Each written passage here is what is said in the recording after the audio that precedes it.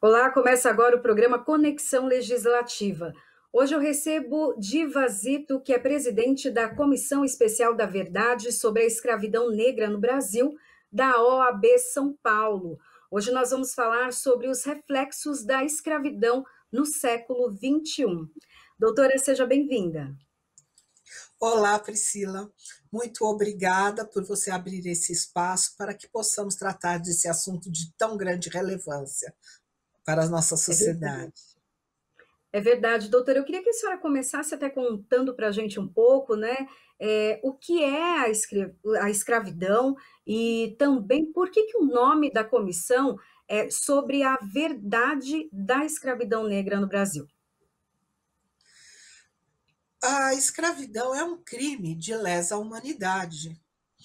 Ela pode ser definida como um sistema de trabalho no qual o indivíduo, que é o escravo, ele é a propriedade de outro. E ele pode ser vendido, doado, emprestado, alugado e até confiscado. E não tem direitos. Não pode possuir ou doar bens e nem iniciar processos judiciais, mas sim pode ser castigado.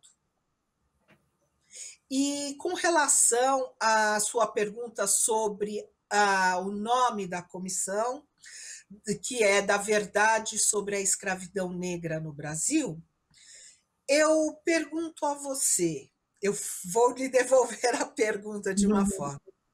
O que você conhece sobre a escravidão negra no Brasil? O que nós aprendemos sobre a escravidão na escola?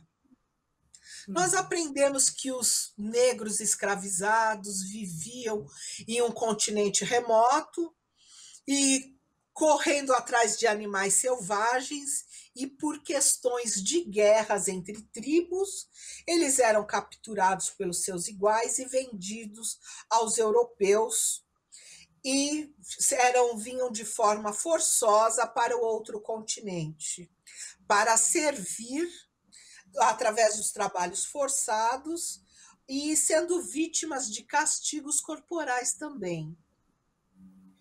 E que por Uhum. uma benesse da princesa Isabel, foi concedido a esses escravizados a abolição da escravatura depois de quase 300 anos dessa imposição cruel. Mas é um engano nosso, porque Uhum. a verdade sobre a escravidão negra no Brasil, ela busca mostrar as atrocidades perpetradas aos escravizados. Ela busca mostrar também aquilo que fazem questão de esconder, que sejam as contribuições para a nossa cultura, para a nossa ciência, até na arquitetura, na medicina, na religião. Essas contribuições todas são desconsideradas. E isso, Uhum. nada disso é mostrado. Então, por isso, o nome dessa comissão, que é a verdade sobre a escravidão negra no Brasil, é trazer o conhecimento para que não fique só nessa questão simplória que sempre foi mostrado. Sabe, precisamos mostrar que essas contribuições foram indevidamente apropriadas e sequer são reconhecidas até os dias atuais. A Comissão da Verdade sobre a Escravidão Negra no Brasil, ela tem por objetivo mostrar essa realidade dessa história e também buscar a reparação pela falta de reconhecimento, pela supressão das oportunidades que os ex-escravizados e seus herdeiros sofrem e refletem até os dias de hoje. Doutora, e quais os reflexos deixados, então, pela escravidão? A senhora deu aí um parecer para nós histórico, e hoje, aqui no Brasil, como a escravidão é sentida? Olha, se reconhecermos que o Estado brasileiro patrocinou a escravidão e, inclusive, auferiu recursos financeiros com ela, que centenas de milhares de pessoas africanas tiveram suas vidas ceifadas pelo tráfico negreiro e pela escravidão, nós temos que verificar que os reflexos da escravidão são os piores possíveis. E nós temos ainda o pior de tudo, que é o silêncio desse crime que foi a escravidão e as suas consequências. Então, os reflexos deixados na nossa sociedade, que permanecem e impedem até hoje o reconhecimento desse malefício para a população negra, o que se fala tanto: o racismo estrutural, o racismo institucional, a iniquidade que reveste a nossa sociedade, a falta de políticas públicas que promovam a reparação desses crimes praticados. É essa que são os reflexos que até hoje emperram a promoção da igualdade, o reconhecimento da população negra pela sociedade de uma forma equilibrada e equitativa. Quando a senhora fala da reparação, né, de que maneira isso deveria acontecer? Como ela poderia ser real nos dias de hoje? É ótima essa sua pergunta, porque a reparação não é falarmos de reparação financeira, muito embora em outros países já venha ocorrendo esse tipo de reconhecimento. Mas não. Quando falamos de reparação no sentido de que seja reconhecido, seja valorizado a contribuição dos escravizados para que o Brasil hoje esteja ocupando a posição que ocupa. Porque se não fosse esse trabalho escravo que permitiu o progresso econômico, o progresso cultural e o processo científico do nosso país, o Brasil não estaria hoje no lugar que ocupa. Então, a reparação é nesse sentido, que venham se conhecer e valorizar os heróis negros, de que venham valorizar os nossos espaços históricos, os nossos a contribuição dos ex-escravizados e seus herdeiros na criação e formação desse país, porque não existe esse reconhecimento. A população negra, ela é tratada como uma população de segunda linha, vamos colocar assim. Pois até hoje os negros são afastados do mercado de trabalho, a eles é reputado como a condição de profissionais inferiores. Então, isso estimula e cria muitas dificuldades que não podem mais ser aceitas. Tanto que hoje existe esse movimento mundial, hoje ele é tratado, é um movimento mundial, de que vidas negras importam, devem ser respeitadas, devem ser consideradas. Então, nós precisamos ter esse reconhecimento. E os reflexos da escravidão impedem que a população negra tenha um tratamento igual, um tratamento equilibrado. É isso. Pensando dessa maneira, a gente pode pensar que a escravidão, então, do negro, de uma certa maneira, ainda continua quando a gente pensa que o negro acaba recebendo um salário mais baixo do que o branco, tendo menos oportunidades do que uma pessoa branca, tanto de trabalho quanto de escolaridade? Sim. Porque essa falta de oportunidades que impedem a evolução dos herdeiros dos escravizados, pelas práticas do racismo, discriminação, e muitas vezes elas são oficializadas pelos governantes, pelos nossos governos, que é o genocídio da juventude negra, que impactam gravemente nas famílias, impactam gravemente na continuidade, nas oportunidades de trabalho, a necropolítica, que é onde o Estado escolhe quem deve viver e quem não deve viver. Porque a partir do momento que ele, descumprindo, rasgando a Constituição, permite que seus agentes invadam uma casa e lá executem uma criança, um jovem negro, isso são reflexos da escravidão nos dias de hoje. São reflexos da desconsideração, da falta de importância da vida negra. Então, isso não pode mais ser aceito, isso não pode continuar acontecendo. Veja bem, até hoje os negros eles são afastados do mercado de trabalho e são reputados nessa condição de inferioridade enquanto profissionais, e essa estimulação ela é acolhida, ela é reconhecida com o acolhimento daqueles europeus que vieram aqui para trabalhar, para receber terras, o que não foi oportunizado para a população negra quando da dita abolição. Simplesmente eles foram colocados para fora de casa. Vamos ver até o seguinte, eu posso mencionar para vocês. Os números que apontam como as mulheres negras hoje ocupam os trabalhos domésticos. Essa é uma outra consequência da escravidão até os dias de hoje.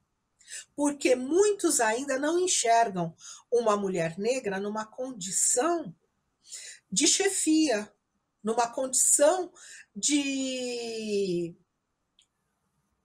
comando. Uhum. Simplesmente a gente pode observar uma mulher negra no mercado de trabalho, ela recebe 59% menos que um homem branco.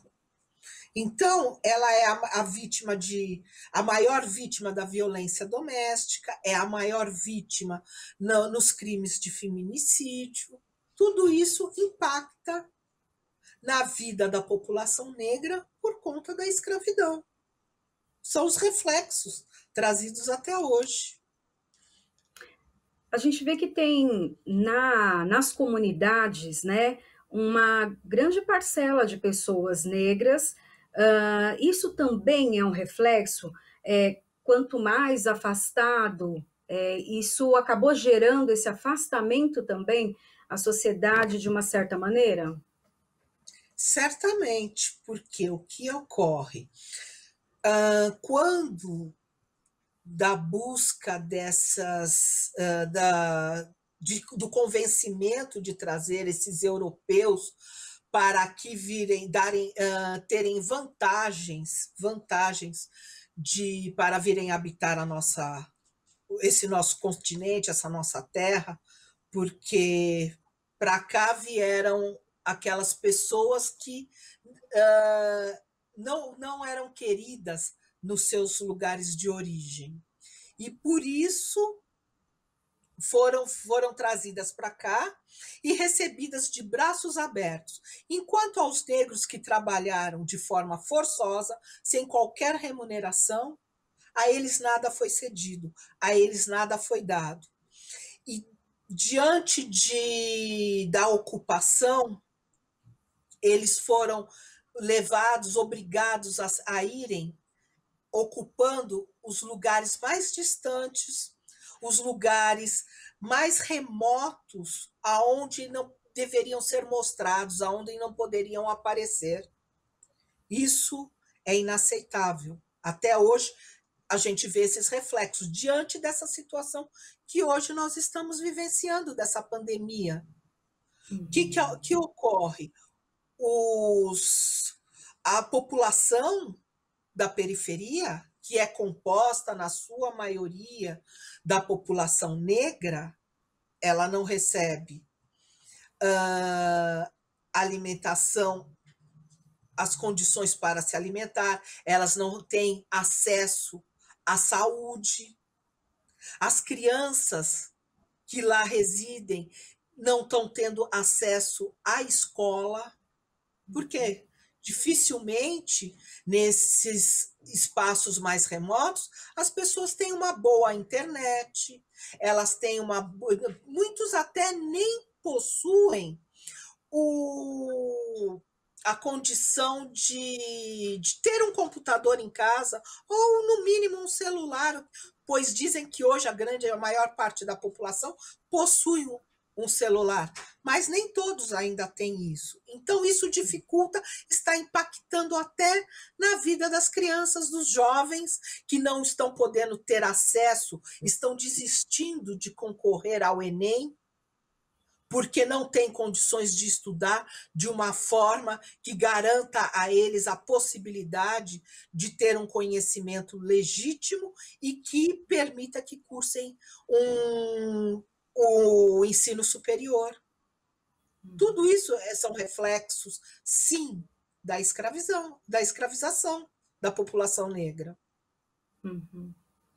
Aí, Porque nesse momento, esse momento até de pandemia, né, uma coisa que aconteceu com muita frequência, e até tivemos notícias em relação a isso, é que as mulheres precisaram ficar em casa com as crianças que estavam sem aula, e muitas eram domésticas e diaristas. Como então lidar com isso? Alimentação, trazer o dinheiro para casa, mas não tendo com quem deixar as crianças, né?